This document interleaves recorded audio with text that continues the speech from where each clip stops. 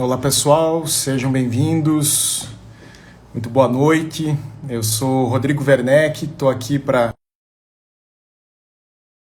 sobre os reajustes, provocados no valor dos aluguéis por conta do IGPM, que está alcançando aí fora da regra, fora da normalidade. Hoje eu tenho uma convidada de dentro da cúpula, a Karine Martins. Oi, Cá, tudo bem? Oi, Rodrigo. Boa noite, gente. Boa noite. Vamos bater um papo, sobre esse assunto que está pegando fogo dentro das imobiliárias. A gente tem observado uma segunda onda de negociações, depois daquela primeira onda tão desgastante, tão desafiadora do primeiro semestre, por conta da Covid-19. Agora vem a segunda onda por conta do IGPM. A gente já tem observado isso, cá dentro dos nossos clientes, um desgaste crescente. E para piorar, a gente tem agora a virada de ano, uma época em que há muitos contratos vencendo, porque é a alta temporada da locação, enfim, quando os contratos completam o seu aniversário, especialmente nessa janela aí de dezembro até fevereiro, março, enfim. Então, a gente precisa que realmente as imobiliárias estejam preparadas para esse momento. Queria começar a nossa conversa aqui, cara, primeiro te pedindo para você se apresentar, e depois vamos entrar no tema da noite aqui sobre GPM, por favor.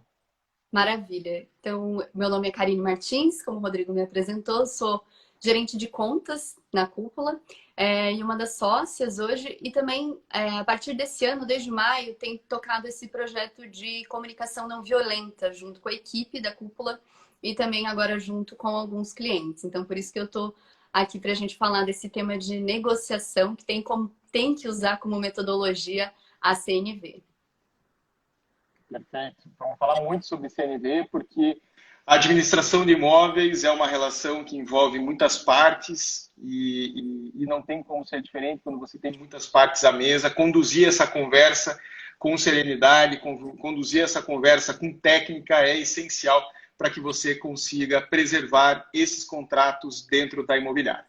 Bom, cara, vamos começar falando um pouquinho aqui sobre o IGPM, Por que o IGPM alcançou esse patamar estratosférico, Quando a gente olha para o IPCA, 2 ponto alguma coisa, de repente olha para o IGPM 20, Na proporção 8,80. O que aconteceu com o IGPM para ele chegar nesse patamar?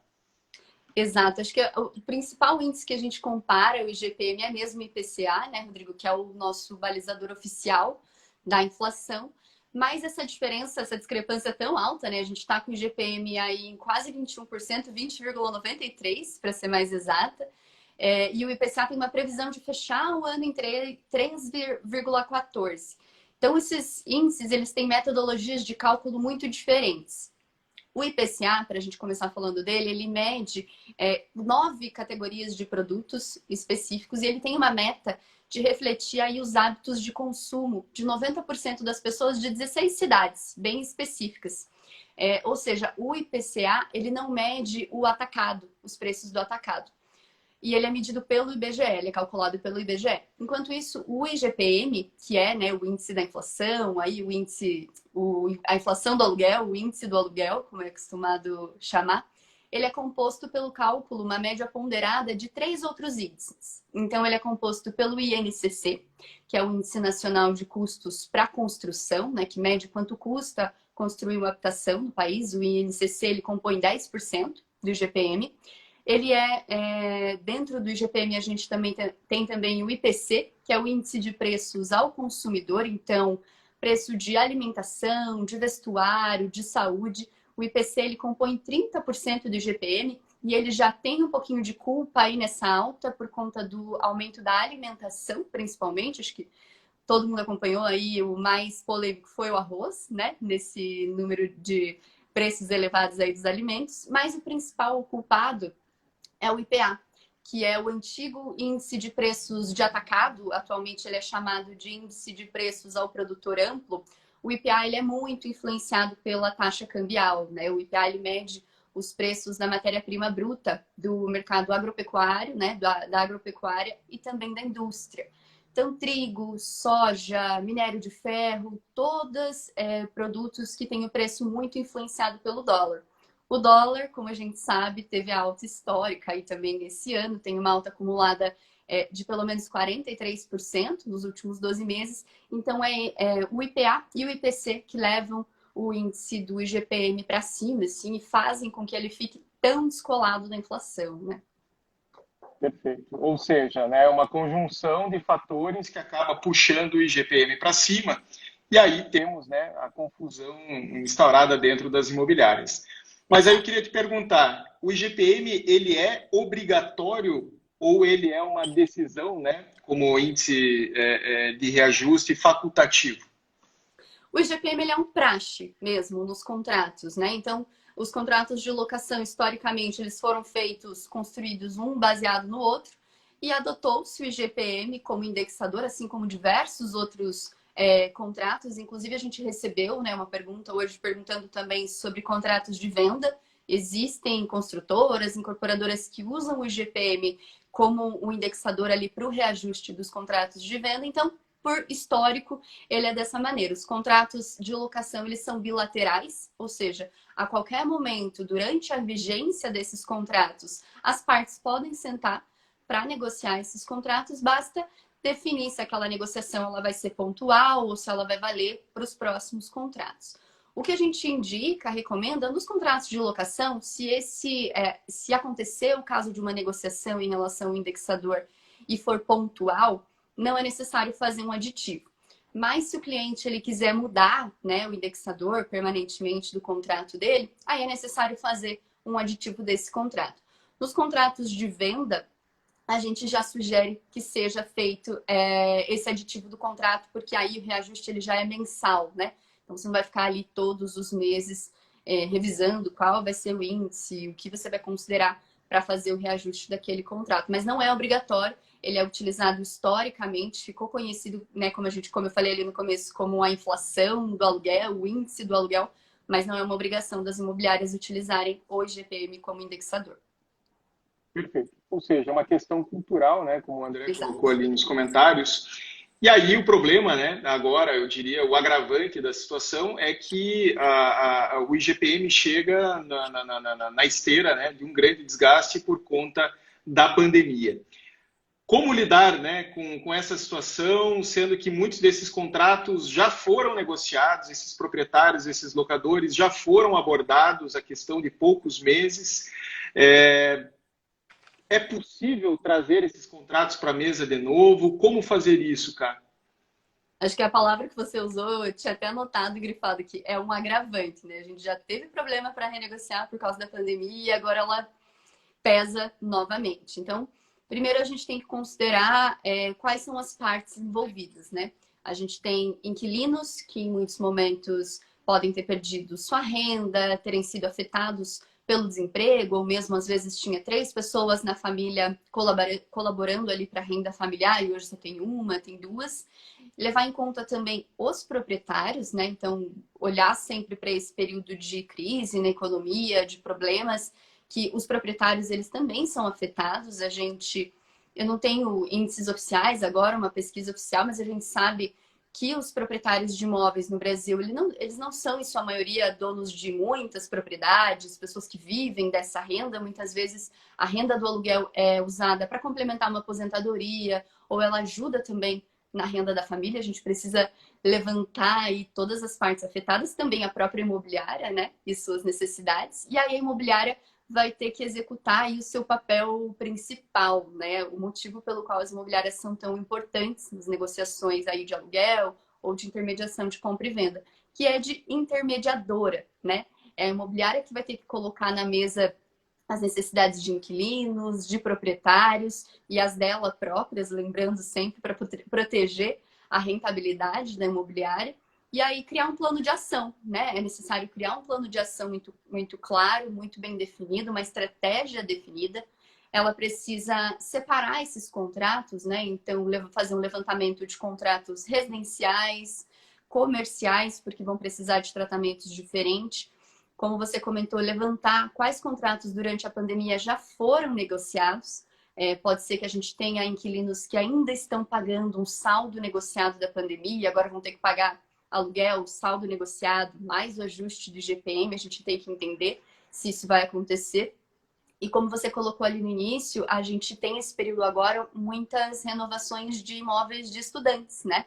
Então também são uma categoria de contratos para os quais a gente tem que olhar com cuidado, porque tem um risco muito grande de desocupação, né? A gente ainda não tem uma posição clara por parte das universidades, se as aulas vão retomar ou não. Então, fazer o levantamento desses contratos seria o primeiro ponto. Outra questão é treinar, e definir a estratégia e treinar a equipe. Então, a gente sabe, a gente tem acompanhado isso, que as equipes das imobiliárias que lidam com as renegociações, que lidam com as desocupações, já estão bastante desgastadas, né? Então, são pessoas que ouviram muita reclamação de inquilino, de proprietário, precisaram lidar com muitas negociações. Essa equipe precisa ser preparada, treinada sobre como será essa abordagem, o que deve ser abordado. Inclusive, a gente sugere as imobiliárias pensarem em incentivos para essas equipes, sabe? A gente sempre fala muito de meta de venda, meta de locação, mas a equipe administrativa também precisa e merece esse incentivo, né? Então, colocar uma taxa, uma meta de contratos a serem negociados, de máximo de rescisões e de desocupações nesse período que vai ser tão traumático, e daí dar um incentivo para essas equipes nesse sentido. Então, montar um plano, montar uma estratégia, levantar os contratos, quais são as categorias de cada contrato, treinar a equipe e montar um plano de incentivo, de metas para essa equipe da área de rescisão, desocupações. Perfeito. E veja, né, cara, que um ponto importantíssimo aí de ser trazido para a mesa é a conjuntura, né? Nós estamos enfrentando um histórico de desocupações preocupante ao longo dos últimos meses, né? Os últimos meses, comercialmente, eles têm sido muito bons, mas eles vêm sendo acompanhados por grandes números de desocupação. E isso é preocupante, porque as carteiras estão estagnadas, as carteiras estão andando para o lado. E para o locador, essa é uma ameaça, né? É a ameaça de uma desocupação num cenário, digamos assim, otimista, uma desocupação seguida de uma relocação, ok, mas o proprietário fica sem um mês de aluguel, né? Ele está abrindo mão desse imóvel, desse mês de aluguel, que vai ficar como taxa de intermediação, né, da imobiliária, quando ela é cobrada 100%. A gente sabe que muitas praças que estão nos assistindo aqui, a gente tem vários estados nos acompanhando, a gente sabe que muitas dessas cidades não trabalham com 100%. Mas, ainda assim, é um desconto, né, que, de certo modo, o locador está concedendo, ele está deixando.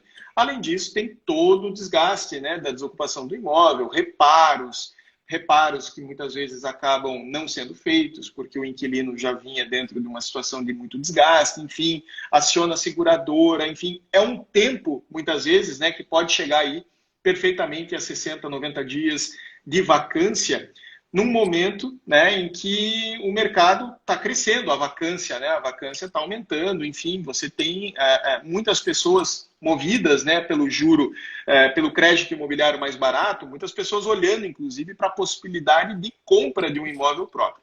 Ou seja, o locador precisa ter clareza desse cenário, né? Nós precisamos também educar os locadores para que eles enxerguem o que está acontecendo ao redor, e a imobiliária, nesse momento, ela é a autoridade, né? Ela é quem realmente está ativa dentro do mercado, está olhando o que está acontecendo, tem referenciais, né, de outros imóveis parecidos, semelhantes, enfim.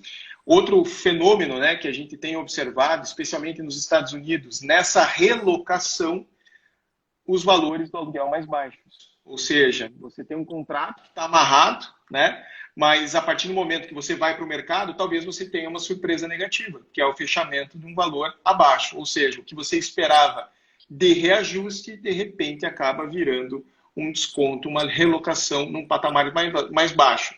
Ou seja, né, nós precisamos conversar e dialogar com os locadores, algo que muitas vezes é negligenciado dentro das imobiliárias. Por quê? Porque há medo de se falar com o locador, né? Porque se fala pouco com o locador, e quando se fala é para levar má notícia, né? É para levar a notícia da desocupação, é para levar a notícia de um reparo que precisa ser feito no imóvel, é custo. E isso acaba sendo muito desgastante, né? Exatamente. Como você colocou, né? Os locadores, nesse momento, eles podem enxergar no IGPM uma forma de reconquistar ali o saldo que eles perderam no imóvel desocupado durante a pandemia, ou no imóvel que foi negociado, que eles deram um desconto, mas é preciso olhar para o cenário como um todo, né? Muitas vezes é melhor manter um inquilino que é um bom pagador, que está cuidando do imóvel dele, que está mantendo esse imóvel ocupado, do que enfrentar esse período de vacância e depois talvez não conseguir alugar esse imóvel pelo mesmo preço que ele estava sendo negociado. E aí, para essa conversa, né, para chamar o locador para a mesa, para fazer conversas difíceis, né, conversas complicadas, é que a gente sugere a metodologia da comunicação não violenta.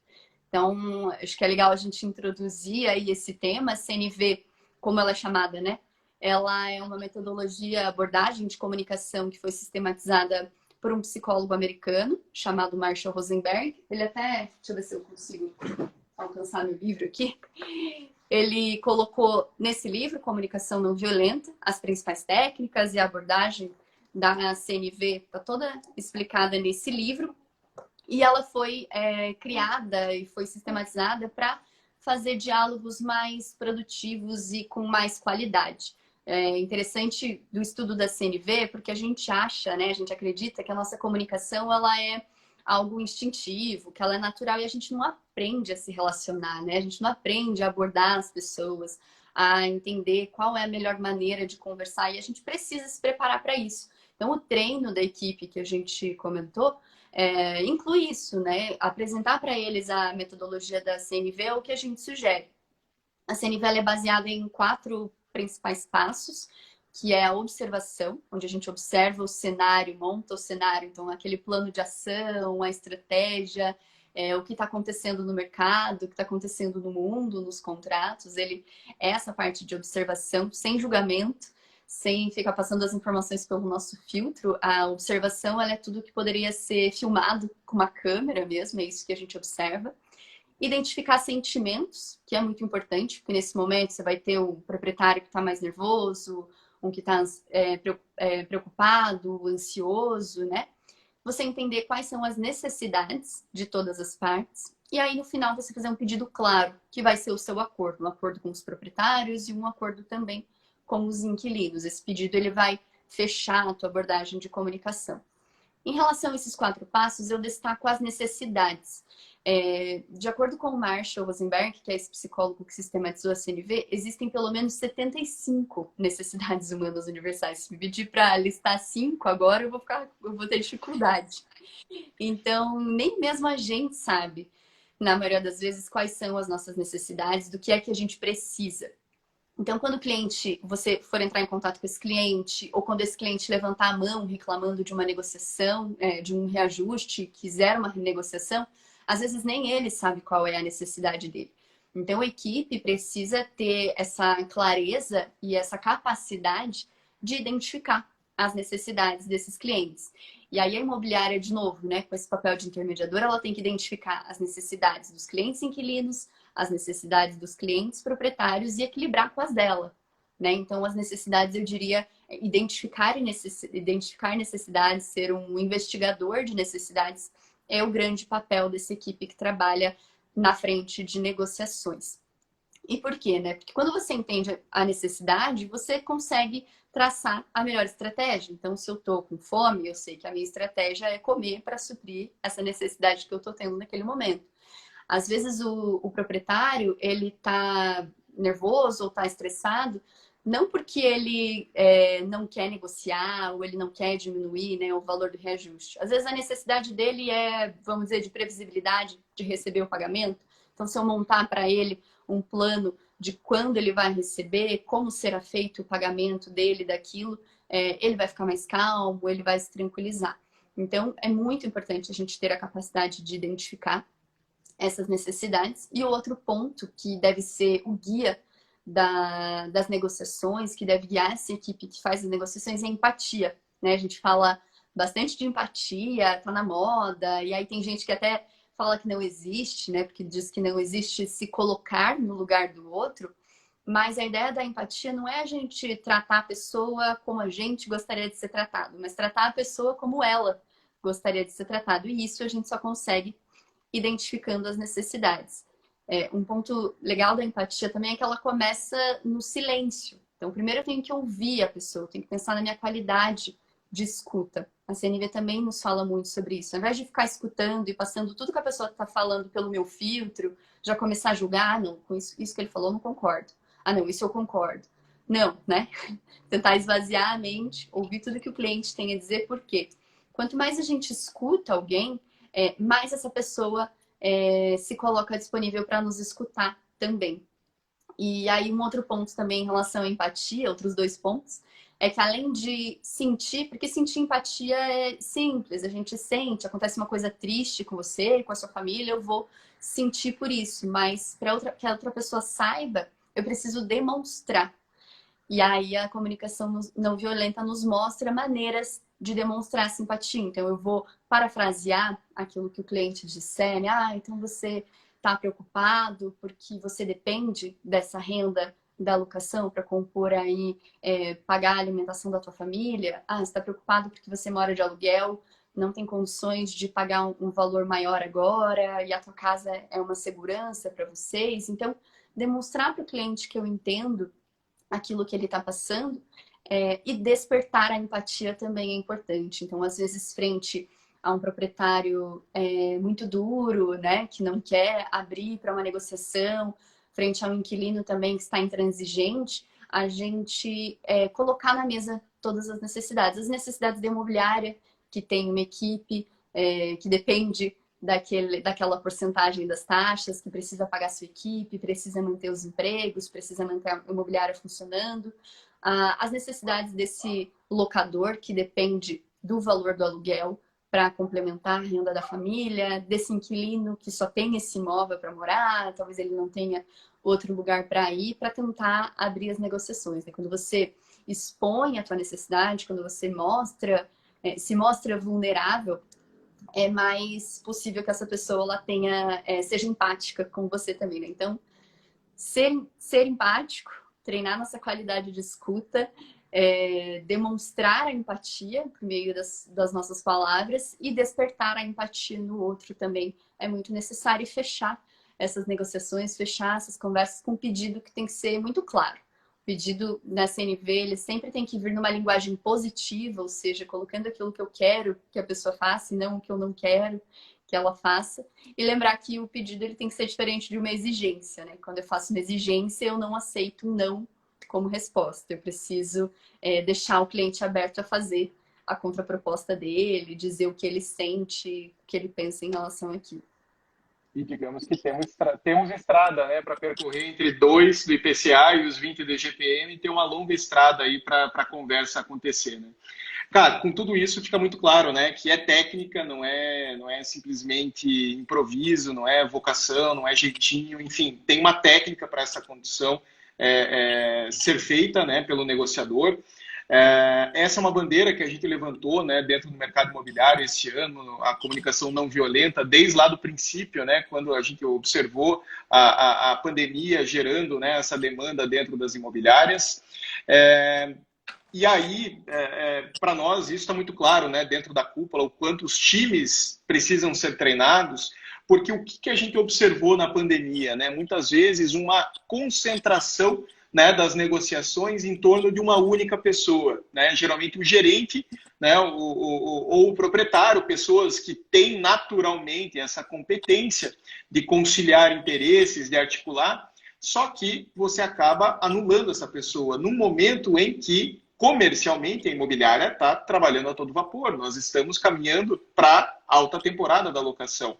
Um momento em que a captação tem que estar bombando, né? Você precisa ter imóveis para chegar lá em janeiro e fevereiro, você precisa converter esses imóveis, né? Do contrário, a tua concorrência acaba fazendo essas locações e o gerente não pode estar lá preso nos contratos. Ou seja, a equipe precisa abraçar isso, né?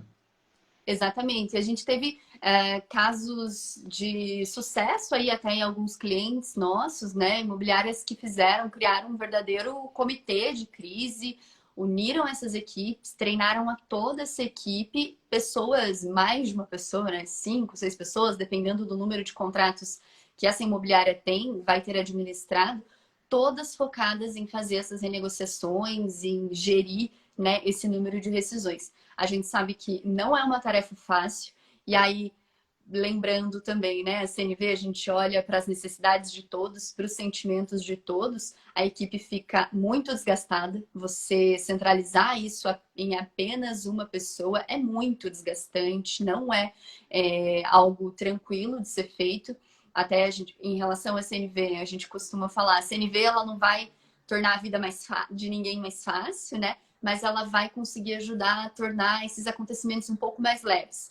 Porque um outro ponto importante é que essas pessoas elas entendam que nada daquilo que o cliente está falando, muitas vezes no momento de estresse ali, é pessoal, que é com ela, né? Então, em relação aos sentimentos, na CNV a gente tem que entender que ninguém nos causa nada. O sentimento que a gente tem é porque eu tenho uma necessidade não atendida que talvez esteja sendo estimulada ali pelo outro. Então, às vezes, a minha necessidade de respeito, minha necessidade de compreensão, coisas que a gente também, dentro de uma negociação, dentro de uma conversa mais tranquila, pode colocar para o cliente ou dar um tempo para aquele cliente se acalmar e retomar essas negociações depois. Mas acho que isso que você fala é perfeito. Assim, a gente tem que ter mais de uma pessoa preparada dentro da imobiliária, com certeza, para lidar com esse número de renegociações e para colocar em prática esse plano de ação. Elas têm que estar focadas nisso. Perfeito. Muitos dos nossos clientes, né, nós treinamos ao longo dessa pandemia com o apoio da Denise Vieira, que é uma das consultoras da Cúpula também. Somos mais de 60 consultores na Cúpula. A Denise é quem trouxe a bandeira, né, da comunicação não violenta para dentro de casa e nos apoia, e é um recurso essencial, né, nessa multiplicação do conceito dentro do imobiliário. Nós conduzimos isso e isso nos dá segurança, né, agora para estar fazendo essa discussão.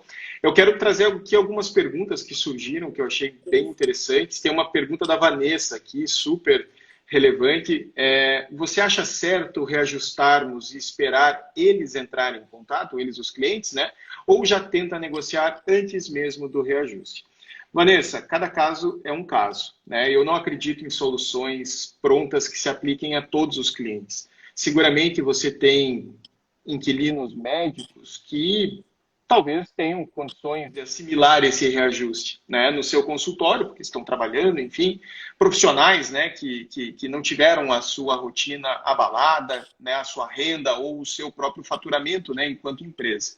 Agora, há situações que claramente você não pode aplicar o reajuste sem consultar. E aí eu me refiro especialmente aos casos que já tiveram uma negociação há poucos meses, né? Se eles já foram negociados há poucos meses, é líquido e certo que esses contratos não estão, né, digamos assim, num cenário muito diferente do que estavam lá atrás. Eles estão seguramente num cenário melhor, mas talvez pior.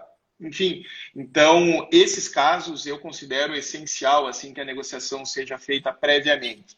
Por quê? Né? Quando você aborda o inquilino simplesmente servindo, né, um prato feito, né, de um reajuste de 20%, isso causa uma dor imediata, assim, uma reação muitas vezes intempestiva, que pode resultar, inclusive, na desocupação. Então, tem que tomar cuidado com os nervos aflorados, né, do cliente. Isso pode acabar provocando um grande desgaste imediatamente. A Vanessa comentou, né, porque mês passado reajustei e aguardei os contatos e pedidos de negociação. E nem todos pediram, alguns receberam um e-mail e não reclamaram. É isso, né? Alguns realmente vão pagar, mas é fato, né, que você tem que olhar para cada caso aí, criar grupos, né, de risco, digamos assim, grupos mais críticos que precisam de um tratamento diferenciado. Eu vou puxar aqui uma outra pergunta que entrou um pouquinho antes, que era sobre incorporação, né? O Giovanni perguntou, né? Os contratos de aluguel e a negociação é caso a caso, como foi na pandemia. E como negociar com construtoras, né? Bancos, muitos contratos com tabela price mais IGPM, impossível pagar. Giovanni, aí, no caso das incorporadoras, né, especialmente, eu vejo que o IGPM ele realmente não representa, né, o reajuste dos preços. Para as incorporadoras, você tem indexadores muito mais adequados, como o INCC, né, mesmo como o CUB. Então, quando você adota um indexador como esse, você pode até, né, numa situação limite de judicialização desse contrato, ok, mas o desgaste disso é brutal, especialmente para a empresa. Né, para a empresa que está travando uma unidade, né, na incerteza se aquela unidade vai ser, enfim, entregue a esse comprador ou não. Então, eu tenho assim, o sentimento de que o caminho é realmente renegociar e buscar um melhor acordo, mais justo, mais correto do que o IGPM. O IGPM ele realmente é desproporcional. Eu te dou o exemplo dos nossos contratos, né? Os nossos contratos da cúpula com os nossos clientes, eles são indexados pelo IGPM. E nós estamos, logicamente, flexibilizando todas as renovações. Não aplicamos o IGPM em ninguém, porque, desculpa, o nosso custo, né? O nosso principal custo é pessoas. O nosso reajuste salarial esse ano, mas não chega nem perto dos 20%. Os meus gastos, né? Os gastos da cúpula não subiram 20%. Por que vamos aplicar os 20%? A gente tem que ter um pouco de sensibilidade, né, nesse momento. O Maerval está comentando aqui, né? Desculpa, a Emilurdes. Quando começou a pandemia, tivemos sérias situações de locatários que não tiveram, né, baixa na renda, trabalhando CLT, e mesmo assim ouvimos e apresentamos as situações ao proprietário, que aceitou o desconto. É isso, né? Por mais, agora é uma situação diferente, né? Agora a gente está falando de um reajuste desproporcional, que pode, inclusive, causar a inviabilidade, né, financeira de uma família que talvez não tenha tido a queda de renda, né, durante a pandemia. Ela só não consegue abraçar esses 20% a mais. Ou seja, tem que dialogar e sensibilizar o proprietário. Na pandemia, o que a gente observou? Né? Teve algumas imobiliárias que, inclusive, colheram documentos, né, provas, assim, para montar um dossiê e sensibilizar o proprietário da necessidade de negociação. Até para entender, Rodrigo, se a pessoa realmente, porque acho que eu vi ali algum comentário, pessoal falando de algumas pessoas que se aproveitam também, né? Não perderam a renda e muitas vezes querem aproveitar para tentar negociar com o proprietário. Então, talvez solicitar algum tipo de documentação para comprovação. Exato. A parte colocou aqui, né? Eu acho que ela acabou se confundindo ali. Por experiência, tentamos consultar os locatários, eu imagino, antes do reajuste, mas grande parte questionou que não esperamos o locatário. Não, desculpa, ela escreveu certo aqui. Por experiência, tentamos consultar os locadores antes do reajuste, mas grande parte questionou que não esperamos o locatário pedir. Então, é isso. A gente precisa ouvir os locadores para ter a temperatura, né? O Giovanni falando que com as construtoras não há negociação, complicado, e isso vai provocar um grande desgaste em termos de marca, inclusive junto às imobiliárias parceiras. Na visão de vocês, qual seria o reajuste adequado nessa situação vivida de pandemia mundial? Ingrid faz a pergunta. Ingrid, eu vejo que o caminho é longo, né? Mas eu acredito que 6%, 7% já é um grande reajuste, se a gente for observar, muito acima do IPCA. Então, lembra daquele contexto, né? Os aluguéis, a relocação está vindo num patamar abaixo. Né? Hoje nós temos muitas incorporadoras nas grandes cidades fazendo lançamentos em grande escala, muitos desses produtos vocacionados para locação, mas, porém, entretanto, né, o ciclo de entrega do produto imobiliário é muito longo. Esses produtos estarão prontos daqui a 2, 3 anos. Até lá, a gente não tem esse cenário de tantos produtos disponíveis. E temos muita gente comprando imóvel, inclusive, né? E isso tende a baixar o valor do aluguel, até porque as pessoas estão em situações mais desafiadoras, né? A Valéria, nos reajustes anuais que já são previstos em contrato que é a base do IGPM, como negociar? Comunicar o reajuste e aguardar o locatário se manifestar é melhor? O que a gente colocou aqui, né, Valéria? Tem que tomar cuidado porque aplicar no escuro e deixar o cliente gritar pode provocar um desgaste ainda maior.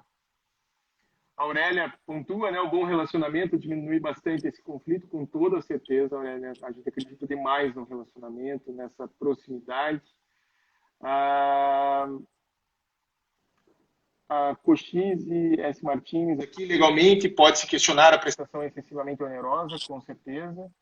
Se o locatário alegar redução de renda, é legal pedir a comprovação e apresentar ao locador? Sim, com certeza, é possível. Ajuda a estruturar a negociação, a dar argumentos, né, mais consistentes. E o João Paulo aqui da Betel, nosso cliente, faz o comentário, né? Acredito que as mesmas técnicas para negociar durante a pandemia será importante novamente para atravessar esse deserto. Com certeza, João. É essencial, assim. Deixa eu dar uma olhada aqui, tem mais perguntas. Deixa eu ver se a gente tem... O Gilberto pergunta aqui, né? Poderia citar alguns itens do tal dossiê do convencimento? Gilberto, buscar imóveis semelhantes que estão disponíveis para locação, e aqui você está dando um recado, né, para o locador, quanto ao preço da relocação, que talvez ele tenha uma queda de receita, e no caso, né, do locatário que se dispõe a fornecer informações, né, sobre a sua renda, é importante mostrar que o reajuste está extrapolando aquilo que é saudável em termos de comprometimento de renda, e você pode também, aliás, pode não, eu diria, você deve trazer junto consigo o histórico de pagamento desse cliente, né, especialmente bons pagadores, mostrar o quanto é um cliente valioso. E hoje, né, nós temos já esse sentimento de que o número de maus pagadores, a inadimplência vem crescendo. Esse é um índice que nós não temos nacionalizado, mas nós já temos esse sentimento de um crescimento, não diria preocupante, mas a inadimplência está aumentando, especialmente, né, nos casos de garantias pagas, a gente observa isso, tem um controle maior desse dado. Então, a gente precisa levar o cliente, né, o valor do bom cliente, do bom pagador. Aí, de Rocha, qual a sua opinião sobre antecipar a negociação com o locador e sentir se ele está aberto antes de reajustar? Agilize e antecipa as tratativas? Estou colocando aqui a pergunta. Apareceu. É isso, né? Apareceu, né? Apareceu. Eu entendo que antecipar essa negociação com o locador, como a gente comentou, né? O GPM de 21% é mesmo um reajuste muito elevado, né? Então, a gente antecipar isso pode reduzir o impacto e o desgaste da equipe que vai ter que ficar negociando quando os clientes levantarem a mão. Porque quando eles levantam a mão, a gente sabe que já vão vir mais estressados, talvez mais nervosos, levem aí mais problemas para a equipe lidar com esses clientes. Então, analisar todos os casos e já negociar com esses locadores antes de repassar esse reajuste por completo e integralmente para os inquilinos, talvez seja o ideal. Perfeito.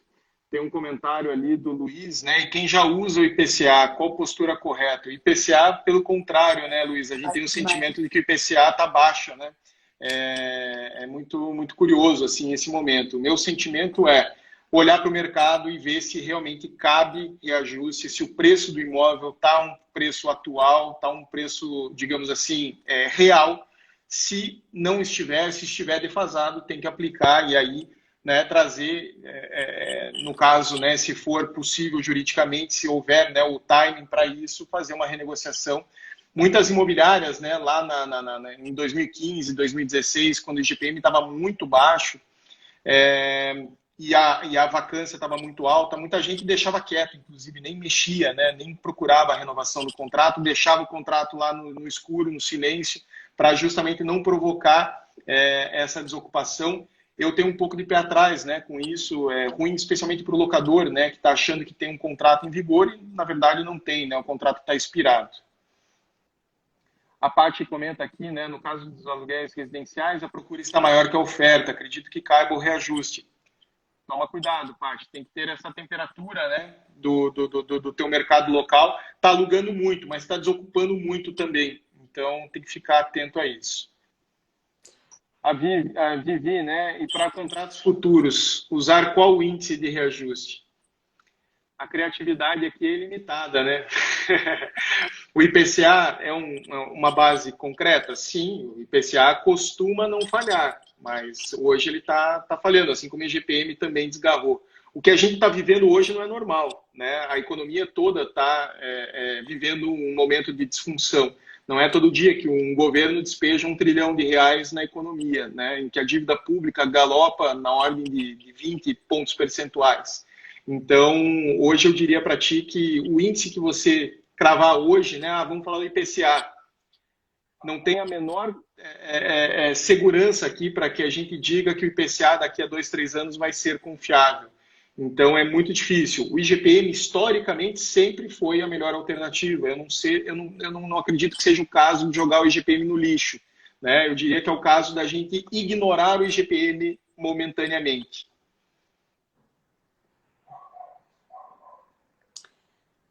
Tem uma pergunta do Fabrício, Rodrigo, perguntando sobre negociações comerciais e residenciais, né?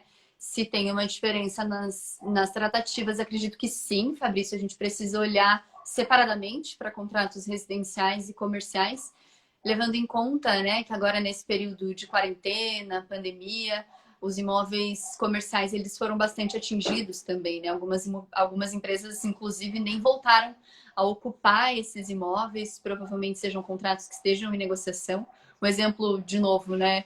Somos nós, na Cúpula, nós ainda não voltamos a trabalhar presencialmente, estamos todos em casa, mas mantemos o nosso imóvel alugado. Talvez não seja um caso desses, por exemplo, não caiba um reajuste, ainda mais um reajuste tão elevado quanto é o caso do GPM. Então, separar os contratos e olhar para esses contratos de maneira separada é ideal, sim. Residenciais e comerciais, e aí olhar para dentro desses contratos outras especificidades também.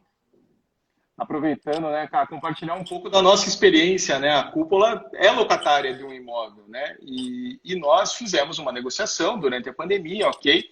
E agora, na renovação do nosso contrato vence em novembro, a imobiliária nos trouxe por e-mail, né, sem nenhum tipo de abordagem, de cuidado, e é um aluguel alto, né, um aluguel de R$ 9.000, né, um aluguel que, digamos, mereceria algum tipo de tratamento diferenciado dentro da imobiliária. A imobiliária simplesmente mandou um e-mail, na próxima fatura estamos aplicando um reajuste de 17%. Eu falei, opa, o que é isso, né? Calma, vamos conversar. Eu falei, olha, desse jeito não tem acordo, desse jeito a gente desocupa amanhã, beleza? E aí a imobiliária fez o quê? Não, segue o jogo, tal, não teve nada disso. Pô, se eles tivessem me trazido, né, de uma forma bem estruturada, olha, o proprietário precisa, né, um imóvel de renda, tal. Teve uma pessoa que comentou, pô, 6% é o teto, tal. Pô, tivesse trazido 3%, né, IPCA, tinha passado. Lógico, temos bom senso. Veja a importância da abordagem correta. O Felipe aqui da Prolar, nosso cliente lá no Rio Grande do Sul, Caxias, antecipamos o contato, né, com os proprietários e obtivemos um excelente resultado. Fizemos uma força-tarefa desde o mês passado, muito positivo. É isso, Felipe. Diálogo, não dá para servir prato feito nesse momento.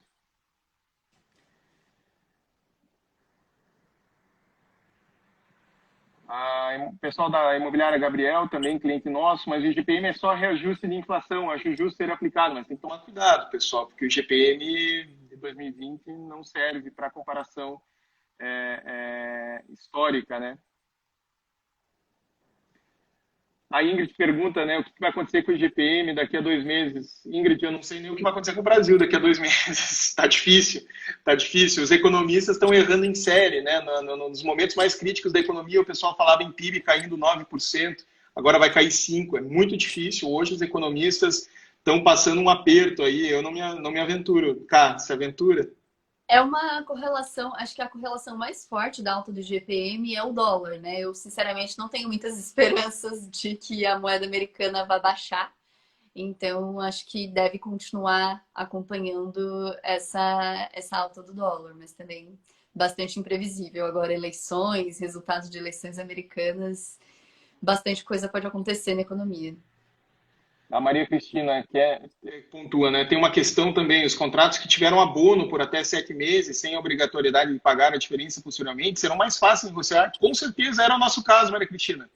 A gente está 6 meses pagando com desconto, era fácil, né? Só que eu também não vou implorar para pagar, né? Eu estou negociando. A outra parte não soube conduzir a negociação, ficou sem nenhum reajuste.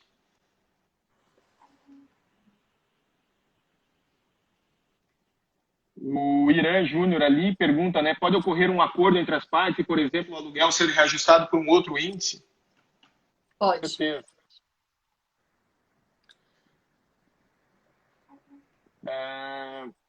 Pegando fogo aqui, não vencemos os comentários.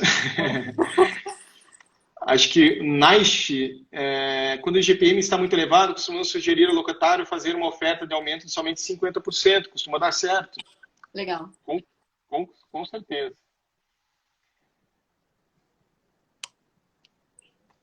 O Felipe pontua aqui uma questão. Acredito que cabe o apoio do comercial administrativo para passar para as partes uma solução de acordo com o preço do mercado.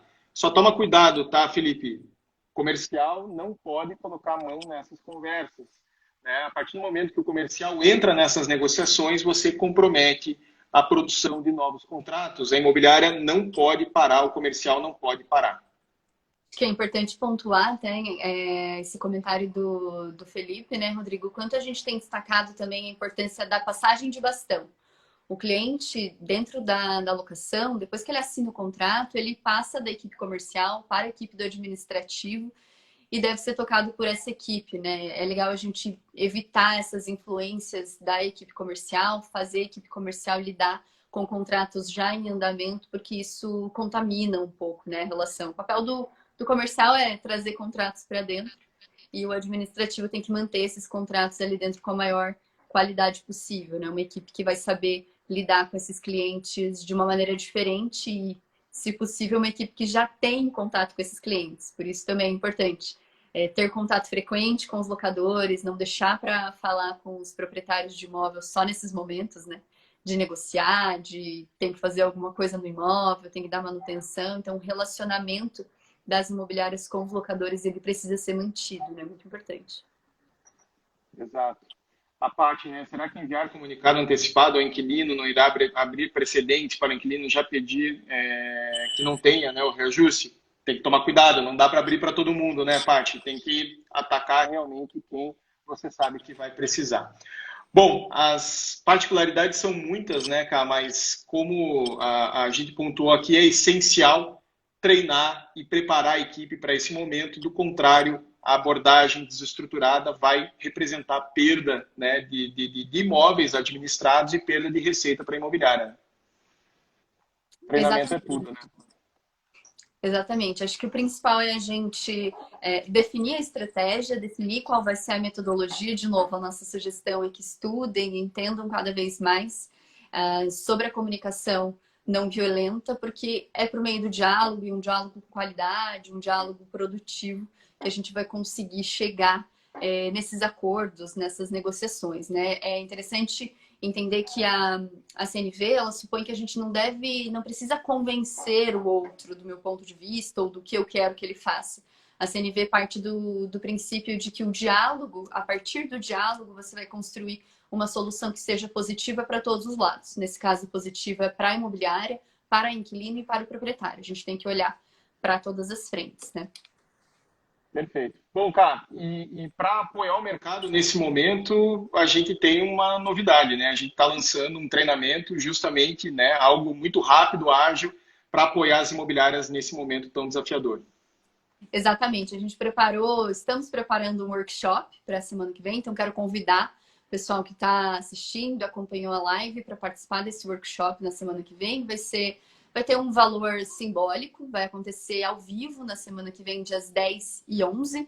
Primeiro dia, um conteúdo mais expositivo, aprofundar ali os temas em relação à comunicação não violenta. Esse treinamento ele vai ficar disponível e o segundo dia um tira dúvidas. Então vai ser interessante que as imobiliárias vão poder mandar as dúvidas antecipadamente e aí a gente vai poder tratar os casos específicos de como aplicar a comunicação não violenta, quais seriam as melhores estratégias e o plano de ação nesse momento de renegociações. E esse treinamento ele vai ficar disponível por 1 ano dentro da plataforma. A vantagem é que dá para assistir ao vivo, interagir, mandar as perguntas e depois treinar as equipes para usarem esse treinamento, né? Então, o nosso foco agora, a gente está lançando esse treinamento de maneira muito ágil, com foco no IGPM, para apoiar o mercado nesse momento de renegociações, mas lembrando que a comunicação não violenta, ela vale para muitos outros âmbitos. Então, ela é muito útil para a equipe que trabalha ali no setor de manutenção, de rescisões, que tem que lidar a todo momento com os clientes. As inscrições elas vão estar disponíveis no cúpula.com.br/cursos. Acredito que o link deve ficar aqui na nossa bio do Instagram.